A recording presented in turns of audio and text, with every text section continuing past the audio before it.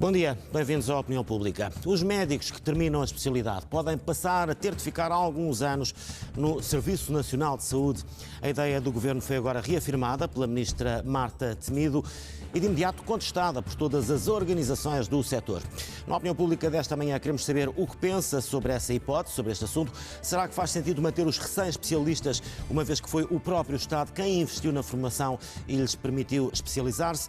Ou será que a medida põe em causa a liberdade de escolha dos próprios médicos numa área, a saúde, que permite e que precisa dos privados? A medida, será que é puramente economicista, de forma a colmatar a falta de especialistas nos hospitais do Estado, ou existirão outras maneiras de evitar que os jovens médicos saiam dos serviços públicos e prefiram o setor privado? São questões que lhe lançamos na próxima hora pelos números habituais, o 214161147 ou então o 214161148. A polémica está instalada. A Ordem e os sindicatos dos médicos dizem desconhecer em que moldes é que a Ministra Marta Temido pretende implementar esta medida. A Ministra diz agora que, afinal, não se trata de uma obrigação, apenas de um desafio. A Ministra da Saúde fala de um desafio que será lançado aos jovens médicos para permanecerem no setor público no final do período de especialização.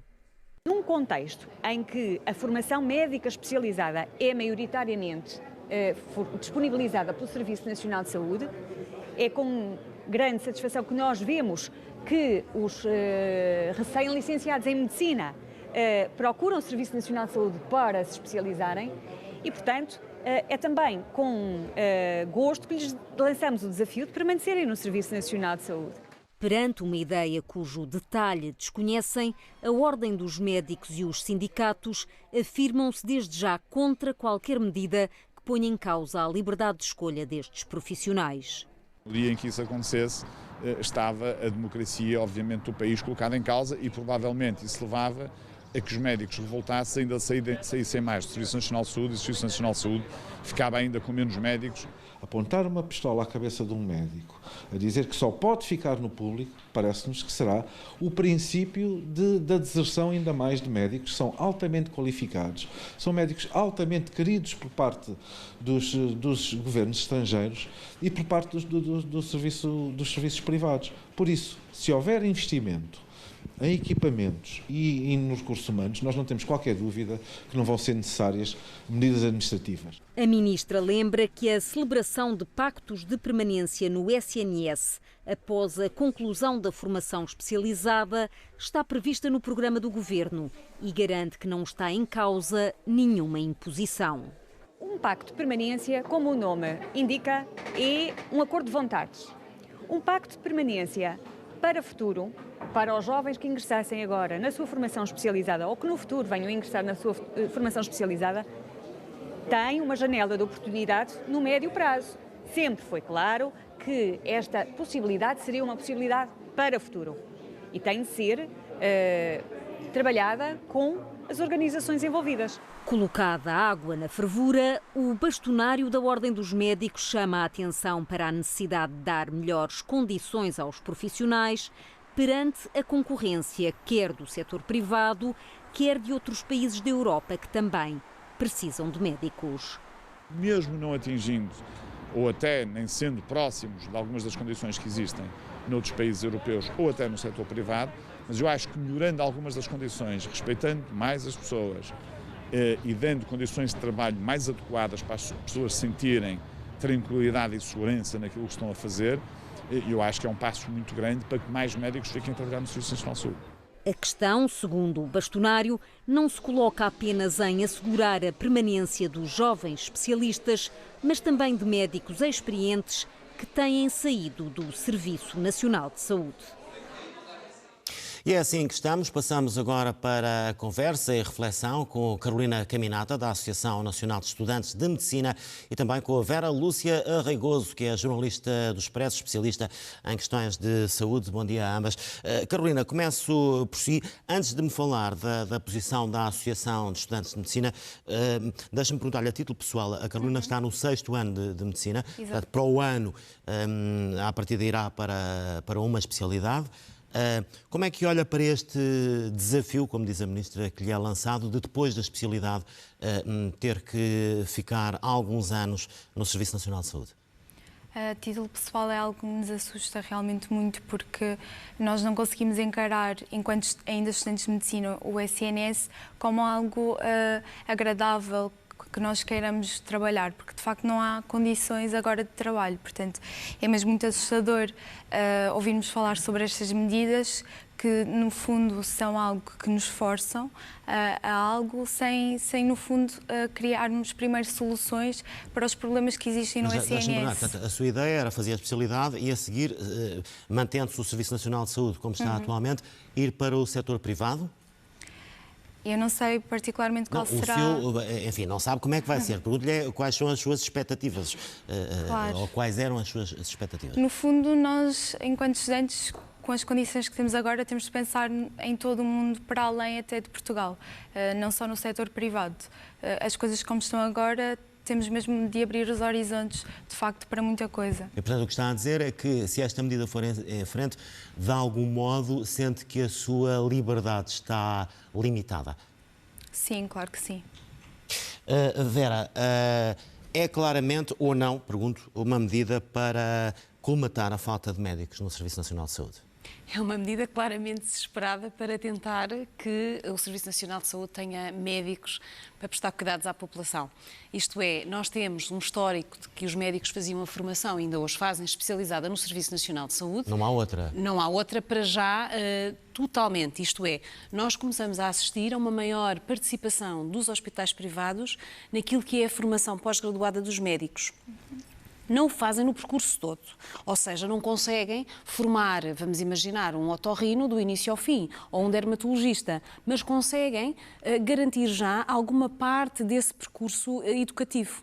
E, portanto, o médico já pode fazer alguma parte dessa formação numa unidade privada. Mas não há cursos privados de medicina? Não. Nem há unidades de especialização integralmente privadas? Não, não. Portanto, os privados participam apenas nessa fase da especialização e parcialmente. Aquilo que se chama tem alguma idoneidade parcial para poder fazer essa formação. E depois o médico, como é costume, regressa à unidade pública do Serviço Nacional de Saúde e, tendencialmente, ficava a trabalhar no Serviço Nacional de Saúde. Tendencialmente. Tendencialmente. O problema é que, com o aumento da oferta privada, há aumento de opções de escolha. E os médicos escolhem.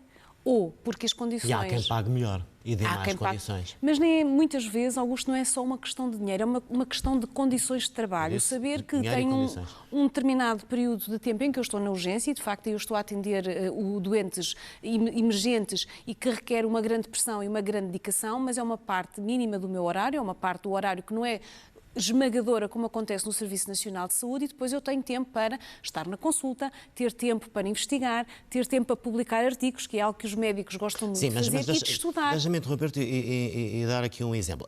Faz ou não sentido que, sendo o Estado que, enfim, permite a formação dos médicos em Portugal, que também o Estado queira, de algum modo, ser ressarcido ou reaver o investimento que faz nas pessoas?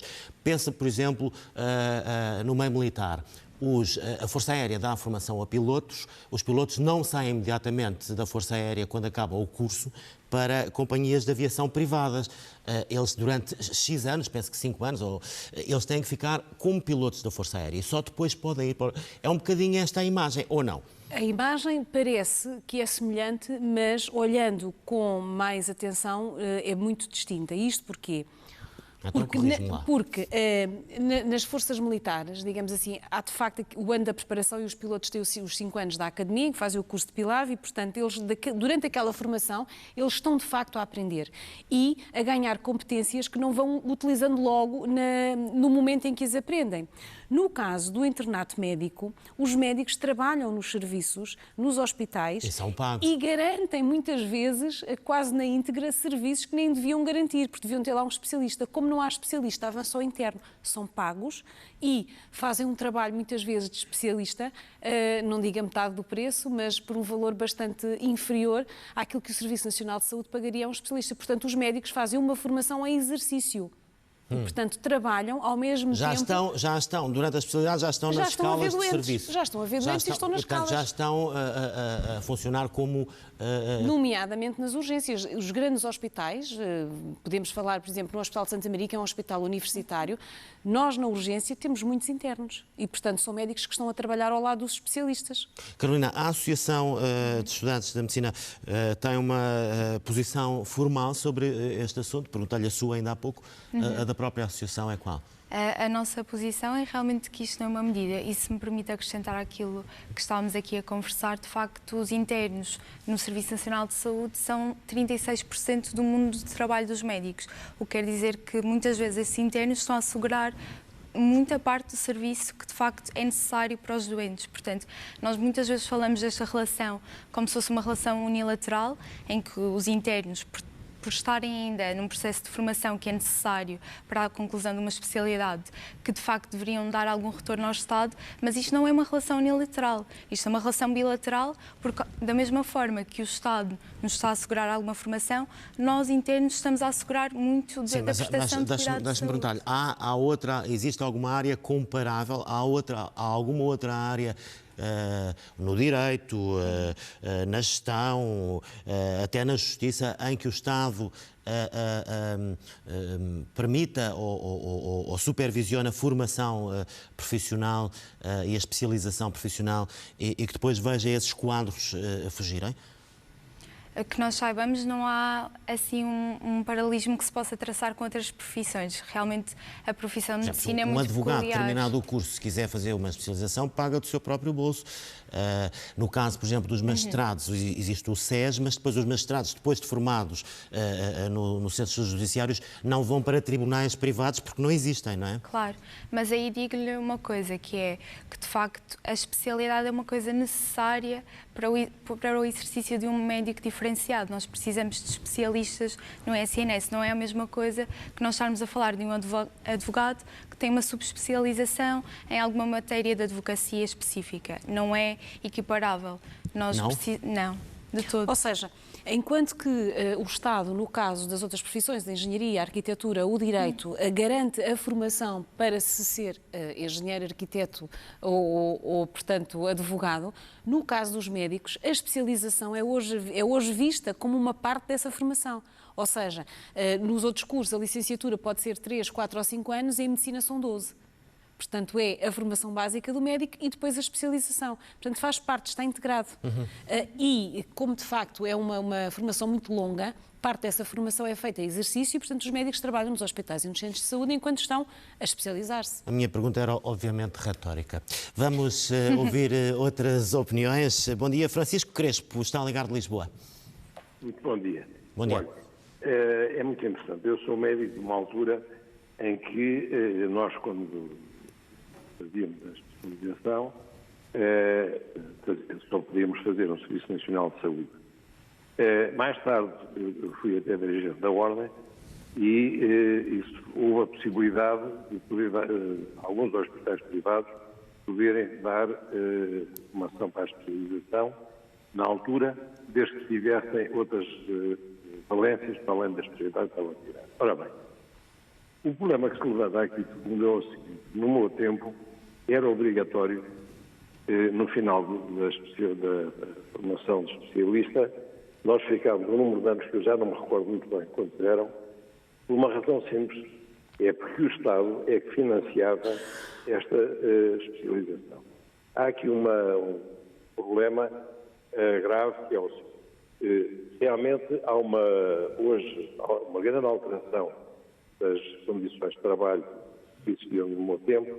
Eu funcionei no Serviço Nacional de Saúde praticamente até à reforma, hoje continuo a trabalhar para fazer, mas as condições que me dizem, quer materiais, quer outra que essa eu sei, é que as pessoas estão mal pagas, é evidente que isto favorece um pouco o desencanto das pessoas, porque nós queremos pessoas a trabalharem bem, temos que lhes dar boas condições de trabalho.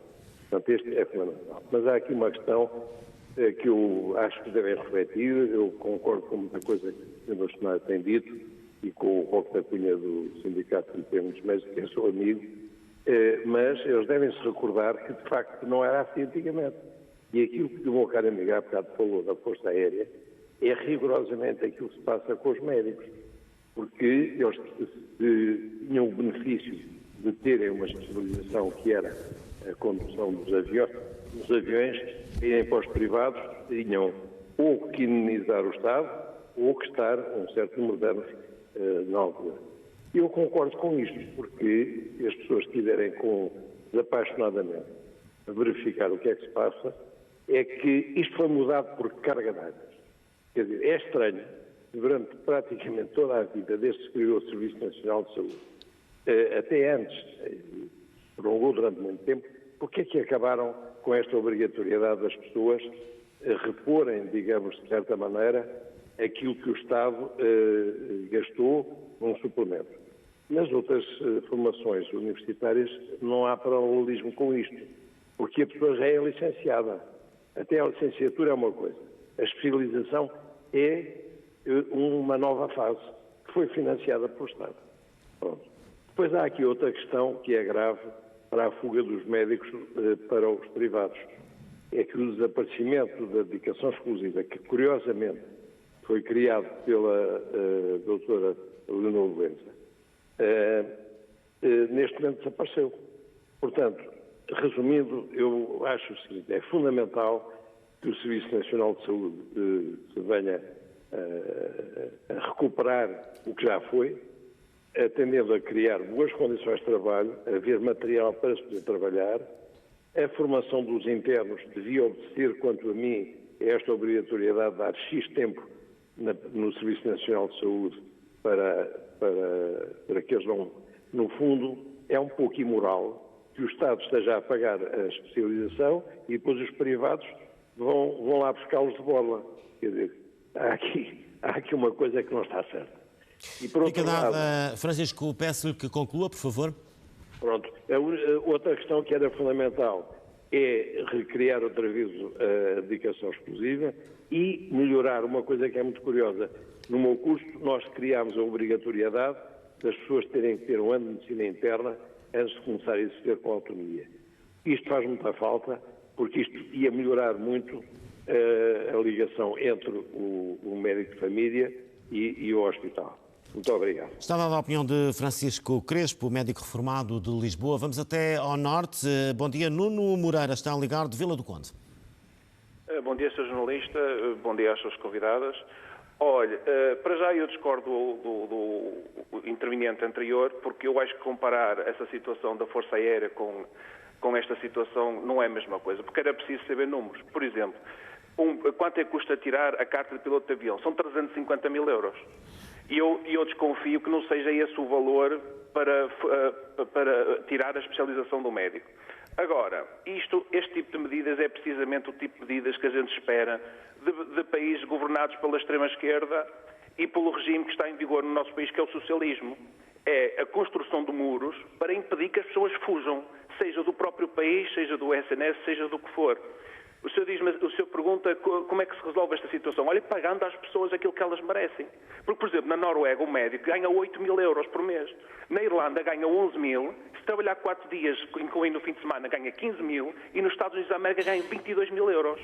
E o senhor diz-me assim, mas não temos dinheiro para pagar. Então, a pergunta que eu gostaria de deixar ficar no ar é o seguinte. O país mais rico do mundo, que é os Estados Unidos da América, a saúde é paga. O Estado não paga a saúde às pessoas. Como é que um dos países mais pobres do mundo, que é Portugal, paga a saúde às pessoas? Quer dizer, isto é o conto do vigário. Não é? Isto faz-nos lembrar o Chávez, que foi para a Venezuela e na altura disse que ia controlar o preço do pão. E na altura que ele controlou o preço do pão, deixou de haver pão. Isto é típico dos regimes de socialismo. É só. Muito obrigado. Obrigado, Nuno, por ter ligado. Agora a opinião é da Fernanda Francisco, Liga das Caldas da Rainha. Fernanda, muito bom dia. Olá, muito bom dia. Agradeço o convite e agradeço toda a vossa exposição de hoje, que é tão importante, e todos os convidados. Eu compreendo o que o senhor anteriormente falou, também vivi um tempo num país em que a saúde não era paga pelo Estado, mas nós tínhamos realmente que pagar grandes seguros médicos e que em Portugal os salários não permitem isso. Portanto, não podemos estar a comparar os níveis de vida ou exigências em níveis de vida completamente diferentes de países. Por exemplo, na Suíça, onde eu vivi muitos anos, a saúde também não é paga. Portanto, há coisas que não são comparáveis. Eu quero agradecer mesmo, e o doutor, penso que era... o senhor que falou antes era o doutor Fernando Crespo. Francisco Crespo. Que realmente me retirou quase todas as palavras que eu queria dizer. Eu agradeço imenso a exposição. Eu acho que o que falta aqui para que estes jovens se mantenham é realmente condições de trabalho. Eu conheço vários médicos e que se lamentam das condições profissionais, principalmente nas urgências, porque realmente é aí que é necessário urgência, um serviço de excelência, e para que esses jovens médicos que realmente fizeram o juramento de Hipócrates, eles realmente têm que ter bons salários. Os salários, mas então não é só uma motivação moral. Sim, mas foram pessoas que estudaram anos e anos. É preciso ter uma vocação enorme para ser médico. Eu às vezes costumo dizer, quando observo as urgências, eu não tinha capacidade para isto. E estamos a falar de pessoas que têm que estar bem, moralmente, não é? Psicologicamente, eles têm que estar bem para realmente salvarem tantas vidas que chegam ali. Não podem ser turnos sobre turnos, sem descanso. São só agora pequenas observações, não é? Não pode haver falta de material. Eu já tive em urgências em que não havia material. Os médicos não tinham material, tinham que ir ao outro colega ao lado buscar o material para medir uma simples tensão arterial. Estou a falar mesmo do Hospital de Caldas da Rainha. Eu assisti a isso. Portanto, é necessário condições para que estes seres que tratam a nossa saúde se mantenham no Serviço Nacional de Saúde. Se realmente eles fogem de lá, é porque lhes proporcionam outras condições. Então vamos fornecer as mesmas condições de salário e condições de trabalho. E acho que aí estaremos todos felizes e ninguém irá fugir. Muito obrigada. Muito obrigado, Fernanda, por ter ligado. Fez um pouco a síntese daquilo que foi dito até agora. Vamos até Angra do Heroísmo. Bom dia, Rosa Alves. Bom dia. Olha, eu queria fazer muito rápido aqui uma retrospectiva. Eu trabalhei num consultório médico de 1963 até 1980, com um ginecologista obstetra, um médico que foi um grande médico, porque ele foi como vocação para a medicina. Eu tinha que trabalhar aqui, era o único ginecologista obstetra para 7 ilhas dos Açores. Eu só não trabalhava para São Miguel e Santa Maria. E ele sempre me disse que quando tivesse hipótese fechava um consultório e queria só trabalhar no hospital. Ok, pronto. E ele disse-me assim, uma vez, uma questão: os médicos têm uma força muito poderosa. Se os médicos quiserem, acabam com o governo. Bem, o que é que está passando agora? Está-se passando que os médicos têm que receber mais dinheiro. Tem que se pôr respeito aos médicos. Eu vou aqui ao Centro de Saúde de Angra do Heroísmo, que temos consulta de apoio. Eu tenho muitas alergias e quando estou mal tenho que levantar às 6h30 da manhã e consigo consulta para um belíssimo médico. Mas sabe o que é que eu tenho que fazer? Eu tenho que levar uma espátula de minha casa. Tenho que comprar, porque no Centro de Saúde nem espátula os médicos têm para ver a garganta. Ok, isto é muito grave. Este médico é um belíssimo médico, não vou dizer nomes, portanto, fui lá um mês passado e estava lá à espera. Estavam pessoas a dizer, ele teve hoje na urgência. Ele teve hoje na urgência? Sim.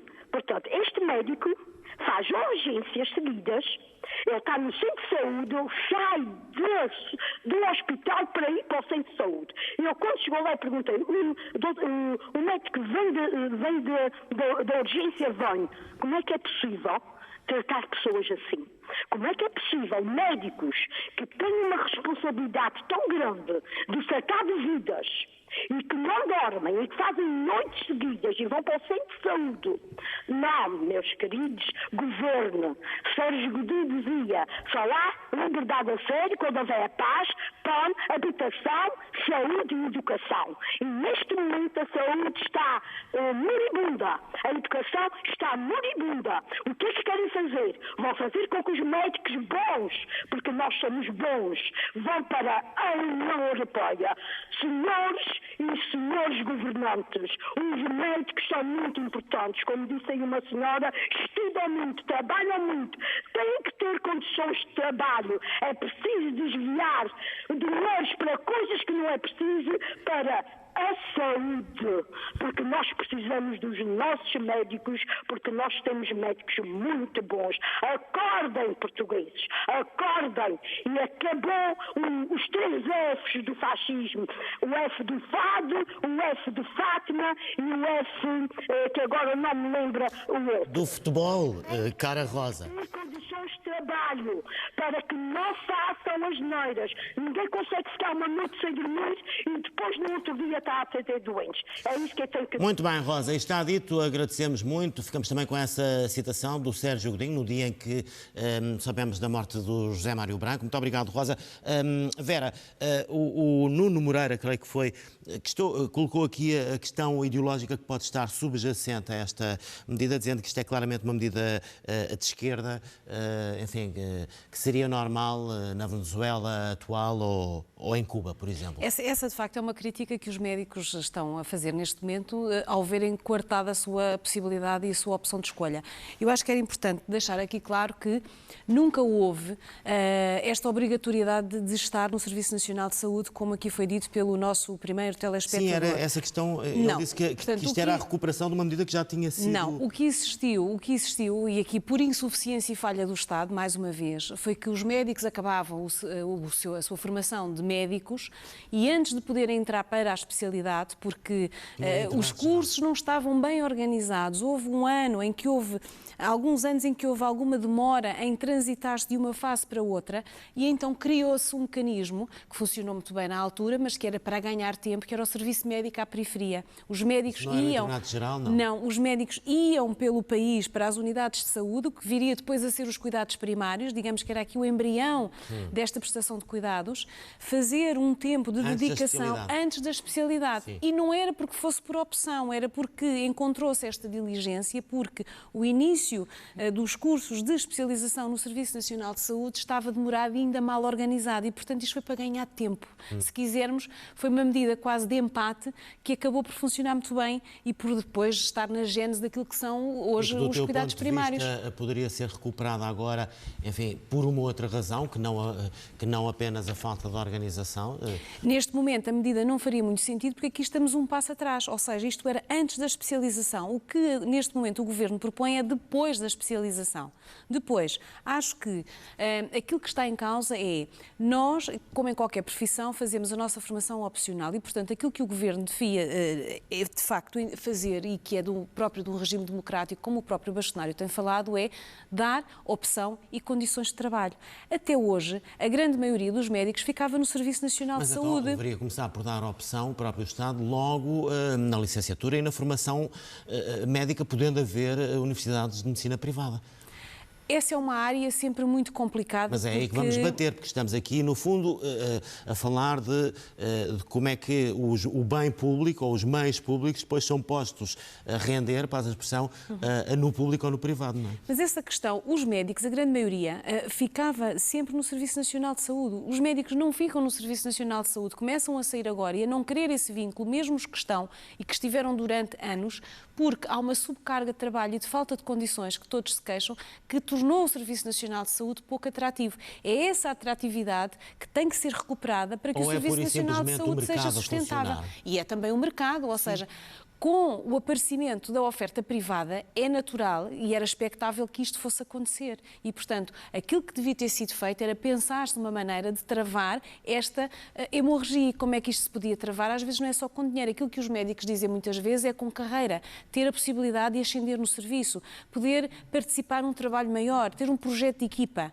porque quando assim é, os médicos aderem. Temos o bom exemplo das unidades de saúde familiar de modelo B, que são unidades constituídas por profissionais que se juntam para prestar um serviço à comunidade e que recebem pelos resultados que obtêm, e aí tem havido adesão dos profissionais. Porquê? Porque há um incentivo, há um projeto e há uma remuneração própria. Neste caso não é. E havendo uma tamanha oferta privada, é natural que os médicos tomem uma opção entre um modelo ou outro. Mas às vezes, de facto, não é só o salário que faz diferença. É também a própria estrutura e o modo de funcionar do Serviço Nacional de Saúde, Carolina, que não acompanhou a evolução dos tempos. Carolina, se esta medida for em frente, falar reconsiderar ou repensar como e onde vai fazer a especialidade? É assim, nós queremos mesmo acreditar que esta medida não vá em frente, porque de facto temos inúmeros problemas, como temos vindo aqui a falar, que estão por resolver e que não podem deixar de ser resolvidos com o passar do tempo. Nós todos os anos temos pessoas a fazer a Prova Nacional de Acesso, ainda ontem foi a prova. Ontem, sim. Sim. Cerca de um terço de acesso à especialidade, pessoas, para as pessoas que estão em casa a perceberem, sim. Um terço dessas pessoas não conseguem aceder à especialidade, portanto, por muito que queiram até trabalhar no SNS, não conseguem. Há muitos recém-especialistas que depois não conseguem ser contratados, que é de facto um tema que ainda não foi aqui falado. Não conseguem no Serviço Nacional de Saúde? No Serviço Nacional de Saúde. Mas se calhar não conseguem ser contratados porque também recusam vagas no interior e não nos grandes centros urbanos, não? Mas há muitos hospitais que não estão a abrir vagas e isto é muito simples. Há muitos hospitais e serviços que não abrem vagas para a contratação efetiva de especialistas porque o Estado gasta muito dinheiro na contratação, a prestação de serviços, os chamados tarefeiros, porque é um investimento a curto prazo que sai mais barato, são médicos que conseguem trabalhar no serviço de urgências e que a curto prazo isto sai mais barato.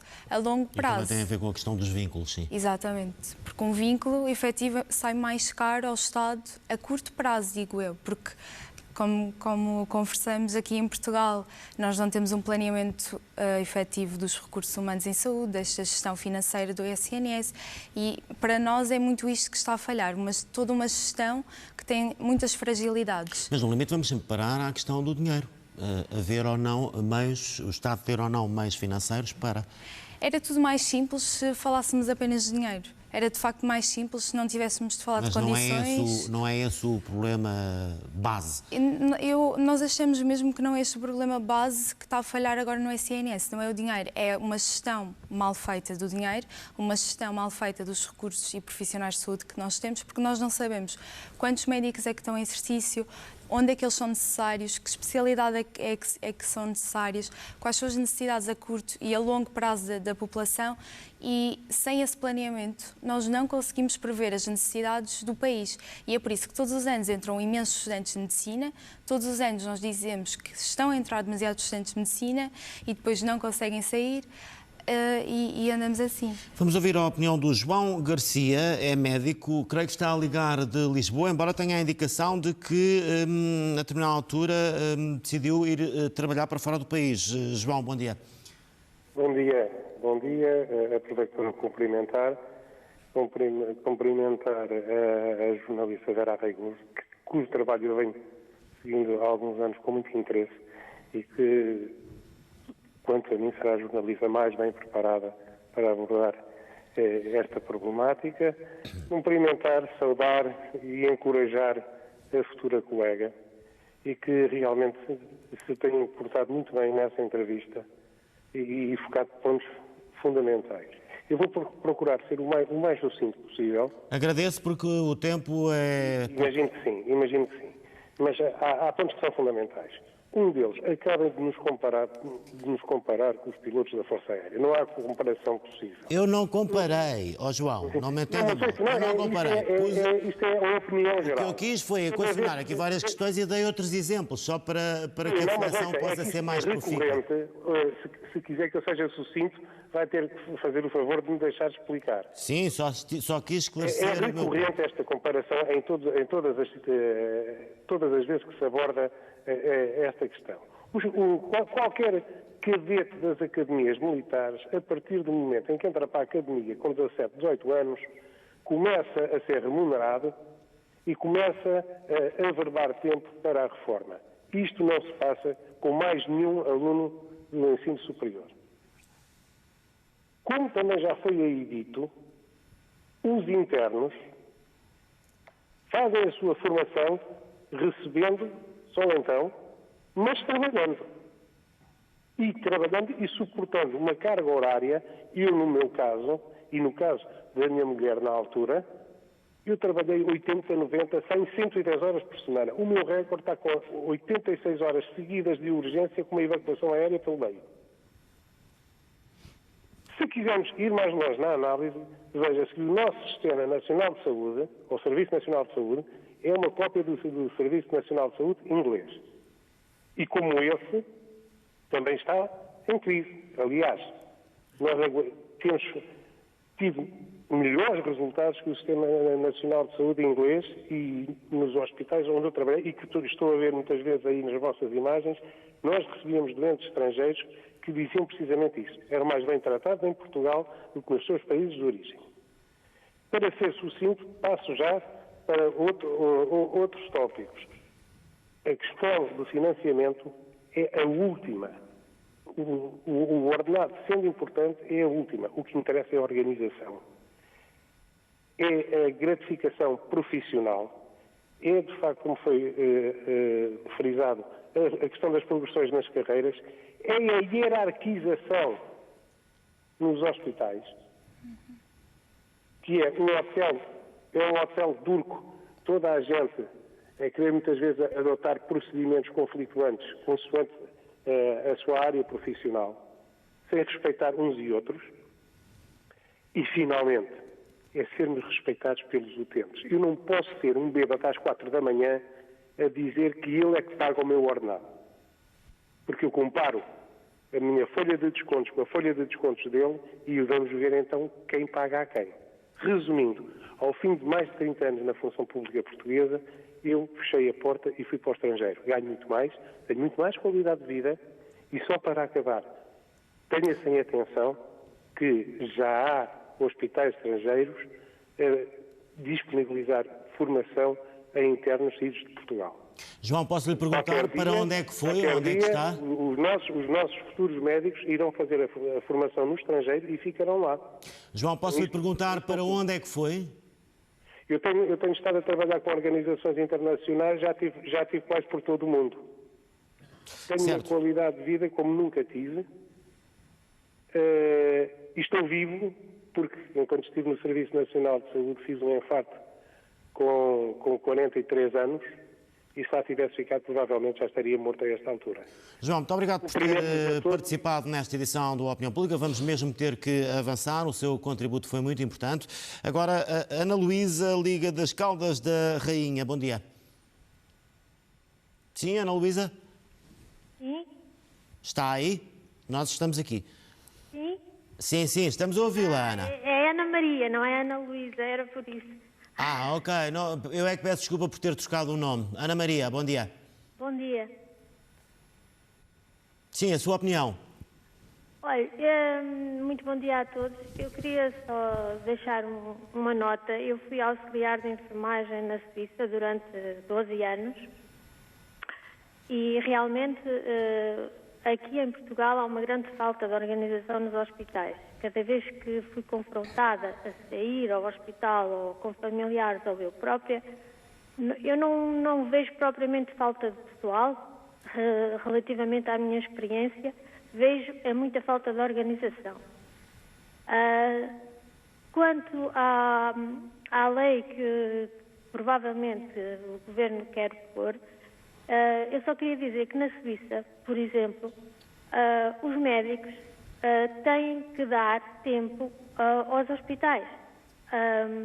Os médicos fazem a formação, têm uma formação de 6 anos e depois são obrigados a fazer 4 anos de internos, como aqui chamam-lhe os internos, de assistentes, nos hospitais.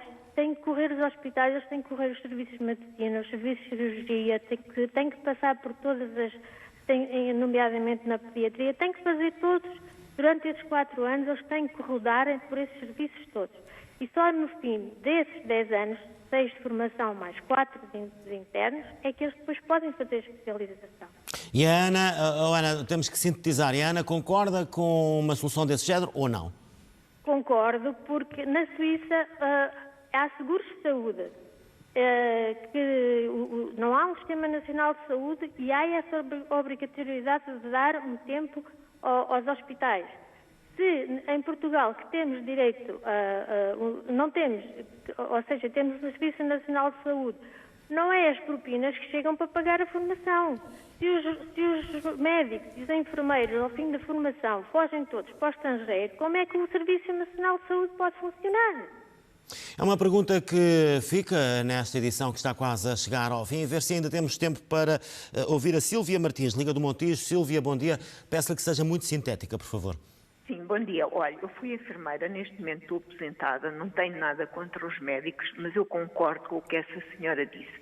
Há uma grande desorganização dos serviços, há um grande desperdício a nível dos serviços, muitas vezes não há falta de pessoal, há muitas baixas e não há um verdadeiro espírito de equipa, ou seja, falamos só de uns profissionais e não falamos dos outros, quando afinal tudo o que acontece num hospital, num centro de saúde, é fruto do trabalho de uma equipa.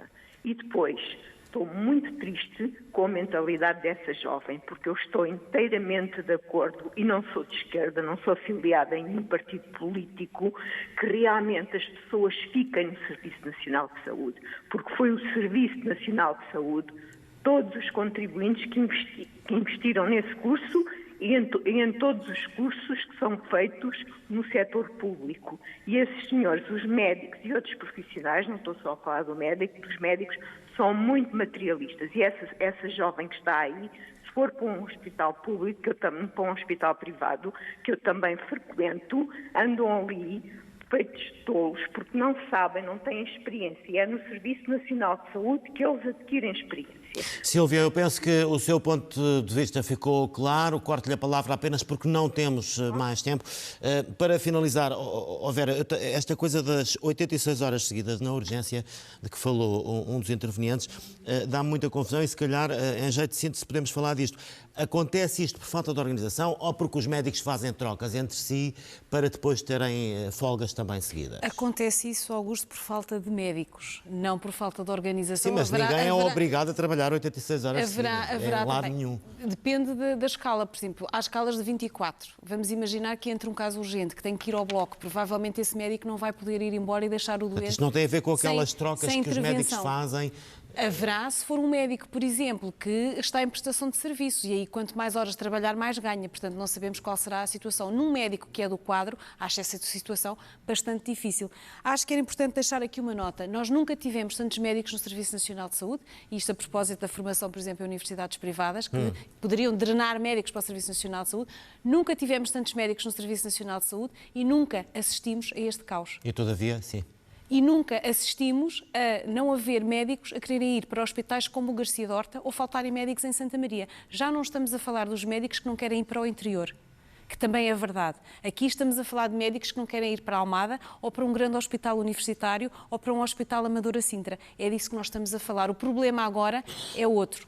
Carolina, para terminar e respondendo à interpelação desta última participante, a Carolina sente que está a entrar para uma classe profissional que, apesar de tudo e apesar de todas as dificuldades, tem ainda muitos privilégios, ou nem por isso? Eu não sinto isso.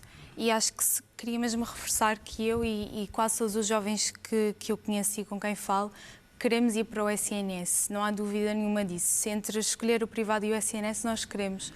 Queremos é ir com condições e queremos que esta desorganização e este caos que temos vindo a falar se resolva. E quero que lhe paguem mais, não? Mas não é, fundamentalmente, não é essa a questão mais importante, de facto, agora. Nós temos uma desorganização, nós temos uma ausência de planeamento que para nós é mesmo muito importante. E é isso que moveu ontem, na prova que foi realizada, mais de 2.000 estudantes e candidatos à à Prova Nacional de Acesso para assinarem uma carta para o Ministério da Saúde e para o Ministério da Ciência, Tecnologia e Ensino Superior para se organizarem e anteverem as necessidades da população. Nós queremos, de facto, um SNS organizado que dê condições aos profissionais de saúde e aos doentes. Este é um assunto que não está de todo encerrado. Vamos continuar a falar sobre ele nas próximas semanas e meses, seguramente, mas a Opinião Pública chega agora ao fim. Agradeço a todos os que participaram, também às minhas convidadas. Ao meio-dia, na Marta Atalaia traz o jornal com destaque para a morte de José Mário Branco. Bom dia.